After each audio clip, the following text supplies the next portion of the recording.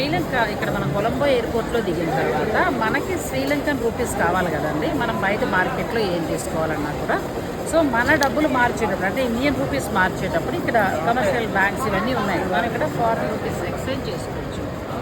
మన డబ్బుల్ని ఇక్కడ ఇస్తే వాళ్ళు మనకి డబ్బులు ఇస్తారు. ఇప్పుడు నేను ఏం చేయాలంటే డైరెక్ట్ అలా ఇవ్వరు, మనం పాస్పోర్ట్ ఖచ్చితంగా చూపించాలి.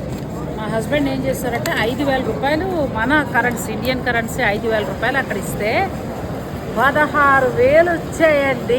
షాపింగ్ 16,000 అయింది.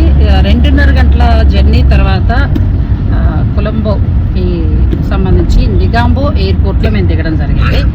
సో అందరూ హాయ్ చెప్తే బాగుంటుంది. వీళ్ళిద్దరూ ఎల్బీ నగర్ నుంచి వచ్చారండి, వాళ్ళ హస్బెండ్తో కలిపి ముగ్గురు.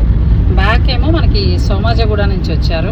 ఆ తర్వాత మా వారు మొత్తం 7 మెంబర్స్కి ఒక వెహికల్లో ఇచ్చారు. ఫుల్ ఏసీ అండి, హాయిగా ఉంది. బయట వెదర్ అయితే కొంచెం మనకి కోనసీమలో తిరుగుతుంటే జిడ్డుగా ఎలా ఉంటుంది అలా ఆంధ్ర వైపు కొంచెం అలా ఉంది. అంటే మన ఏరియాలో తిరుగుతున్నట్టుగా అయితే హైదరాబాద్ వెదర్లా మాత్రం కాదు.